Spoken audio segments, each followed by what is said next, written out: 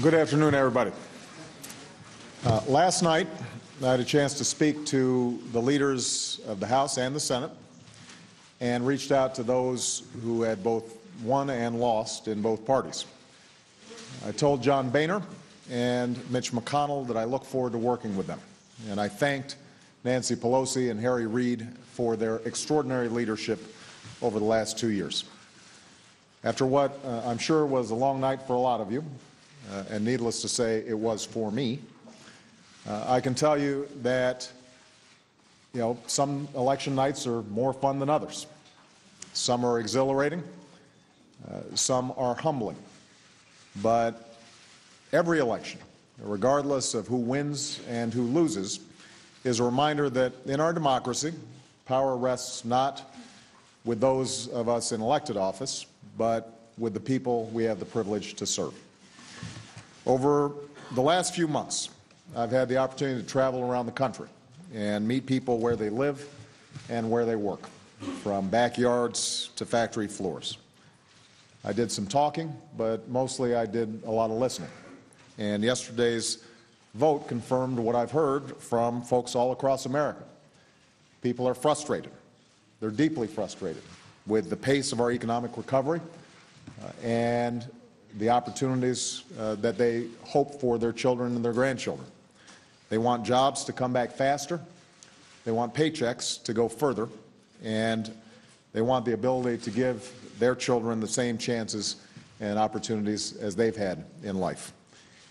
Now, the men and women who sent us here don't expect Washington to solve all their problems, but they do expect Washington to work for them, not against them. They want to know that their tax dollars are being spent wisely, not wasted, and that we're not going to leave our children a legacy of debt. They want to know that their voices aren't being drowned out by a sea of lobbyists and special interests and partisan bickering. They want business to be done here openly and honestly. Now, I ran for this office to tackle these challenges and give voice to the concerns of everyday people. Over the last 2 years, we've made progress, but clearly too many Americans haven't felt that progress yet, and they told us that yesterday. And as president, I take responsibility for that. What yesterday also told us is that no one party will be able to dictate where we go from here, that we must find common ground in order to in order to make progress on some uncommonly difficult challenges. And I told John Boehner and Mitch McConnell last night, I am very eager to sit down with members of both parties and figure out how we can move forward together. I'm not suggesting this will be easy. I won't pretend that we will be able to bridge every difference or solve every disagreement. There's a reason we have two parties in this country, and both Democrats and Republicans who have certain beliefs and certain principles that each feels cannot be compromised. But what I think the American people are expecting, and what we owe them, is to focus on those issues that affect their jobs, their security, and their future, reducing our deficit, promoting a clean energy economy, making sure that our children are the best educated in the world, making sure that we're making the investments in technology that will allow us to keep our competitive edge in the global economy. Because the most important contest we face is not the contest between Democrats and Republicans.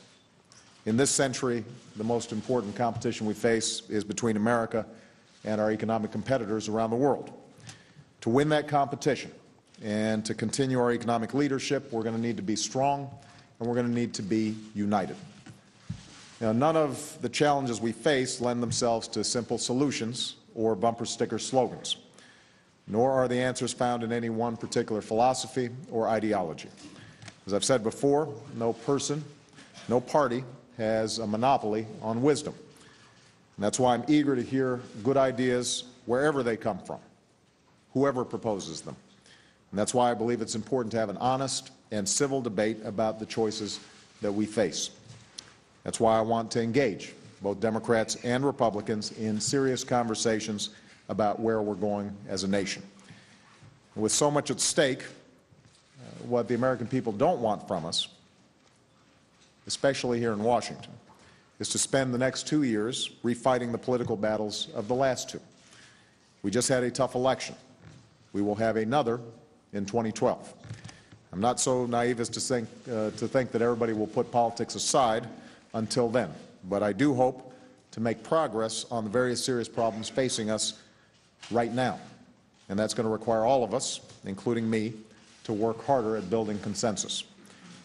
You know, a little over a month ago, we held a town hall meeting in Richmond, Virginia, and one of the most telling questions came from a small business owner who runs a tree care firm.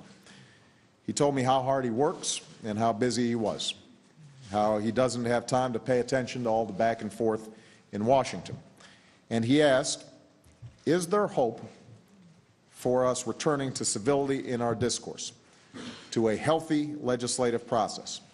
So as I strap on the boots again tomorrow, I know that you guys got it under control. It's hard to have faith in that right now, he said. I do believe there is hope for civility. I do believe there's hope for progress. And that's because I believe in the resiliency of a nation that's bounced back from much worse than what we're going through right now. A nation that's overcome war and depression, that has been made more perfect in our struggle for individual rights and individual freedoms. Each time progress has come slowly and even painfully, but progress has always come because we've worked at it and because we've believed in it, and most of all because we remembered that our first allegiance as citizens is not to party or region or faction, but to country. Because while we may be proud Democrats or proud Republicans, we are prouder to be Americans. And that's something that we all need to remember right now and in the coming months. And if we do, I have no doubt that we will continue this nation's long journey towards a better future.